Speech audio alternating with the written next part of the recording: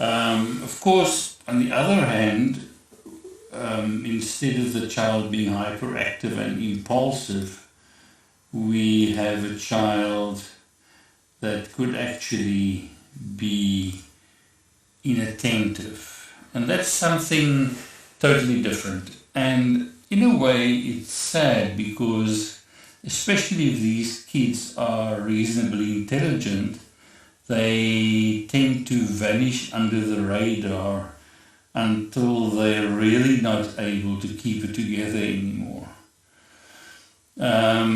And of course they get into trouble for other reasons, not necessarily walking around and shouting out and so on. They get into trouble because they make careless mistakes, or they don't give attention to fine detail, which of course causes them to execute the task incorrectly. Secondly, their attention span is really short, and what's not included here, but which I've certainly heard and observed, is that these kids are easily bored. Even as adults, they are easily bored.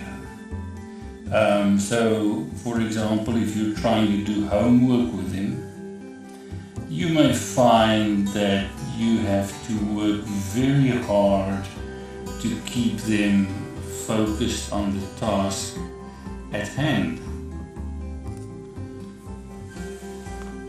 Parents would often complain that the child doesn't listen to me, or the teacher would say, you know, I gave him task X, but he ended up doing Y.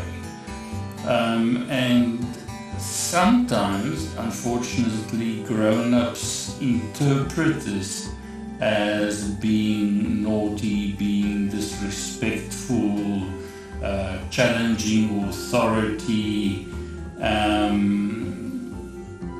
and that's a pity because it's not about that at all. It's just that this child has a short attention span, they tune out, especially if they're doing something that they really, really like and that stimulates them. One of the most common complaints with these kids are that they haven't handed in tasks, they've not finished schoolwork, they haven't fed the dogs. Again, the issue of disobedience comes into play, and it's so important to understand that this is part and parcel of the condition. And that's why children up to grade 9 need some sort of support, because otherwise, they just drop the balls left, right and center. They're not like your general kid where from grade 5 or 6 you can say, well, you're on your own now.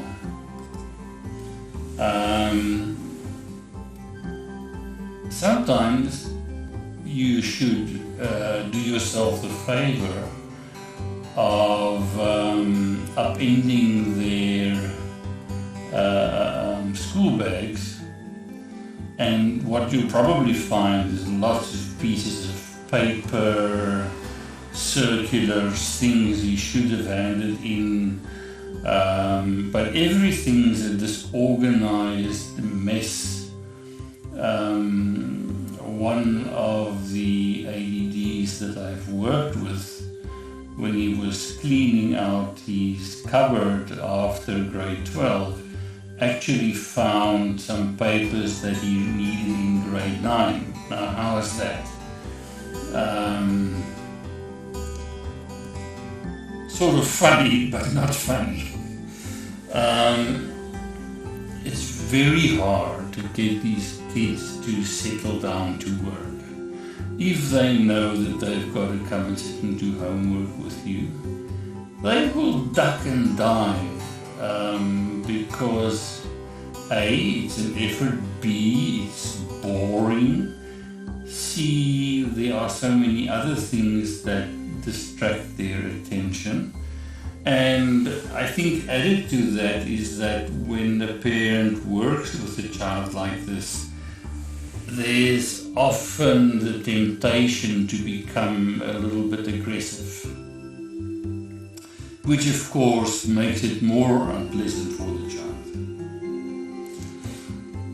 With the inattentive child, there's a constant process of replacing pencils, replacing tops, having to visit the lost property bin.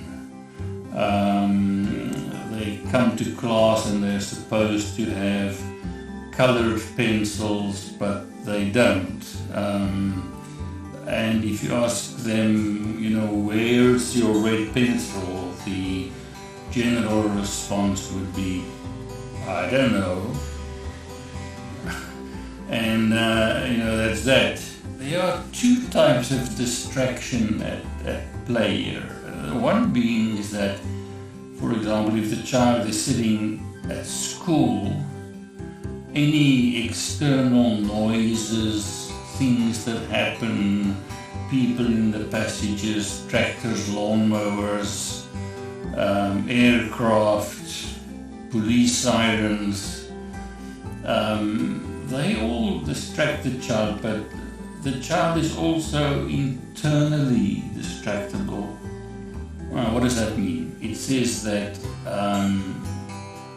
although I'm supposed to be thinking about maths, my head jumps to something else and then jumps to something else, and in the end I'm thinking about my computer game, or I'm thinking about the sandwich I'm going to make at home, or there's this internal distractibility where it's very hard to keep my thoughts on track. And interestingly enough, it's almost like these kids can think of 2 or 3 things at a time and simultaneously sing a song in their head and simultaneously think about the weekend, and they become so lost in their thoughts that of course they don't get much done. So lastly, there's a great deal of forgetfulness. I'll give you a task to do. As you walk to your room to do the task, remember that the signal, the neurological signal weakens over time.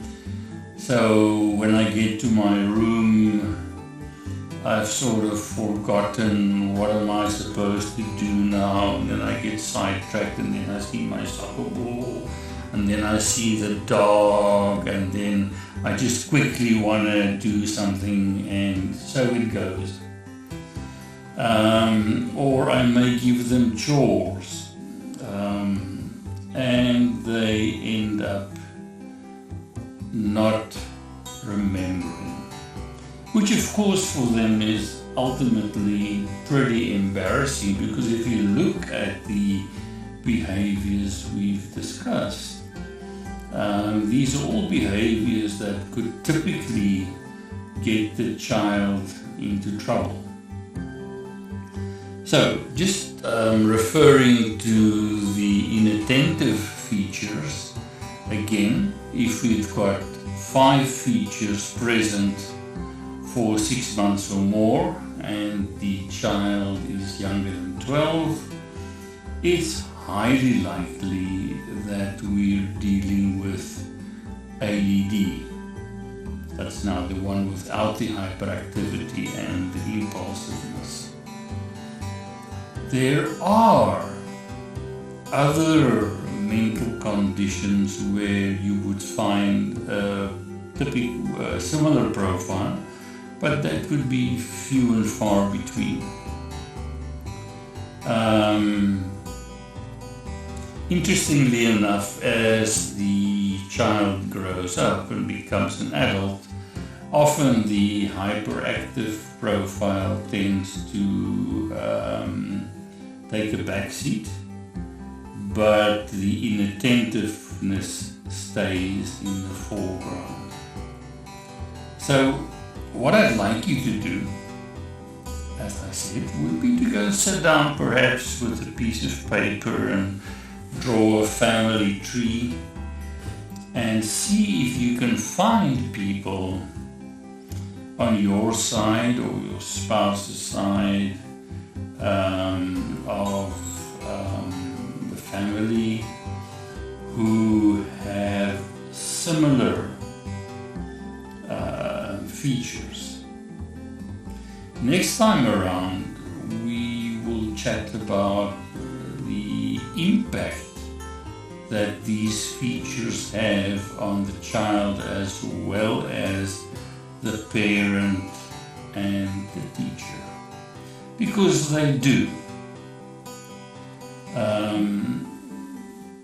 When I spoke about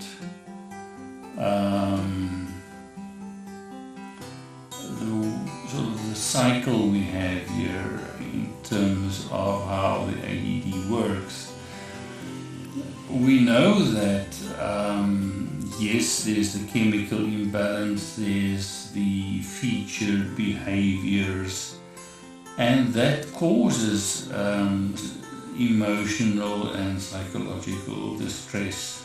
It can give rise to depression, anxiety, and so on and so forth. And I'll get into that when we meet again. Thank you so much for spending time with me. If you're a first-time visitor, I'd like to invite you to like these vlogs. Please subscribe to my channel. You'll see the red subscribe button in YouTube. Also, especially with regard to the ADD issue, if you have colleagues or friends in education or parents with ADD or ADHD children, please share this with them, because it can hopefully give them some understanding of what they're dealing with. So, it's been nice having you. Goodbye and good luck.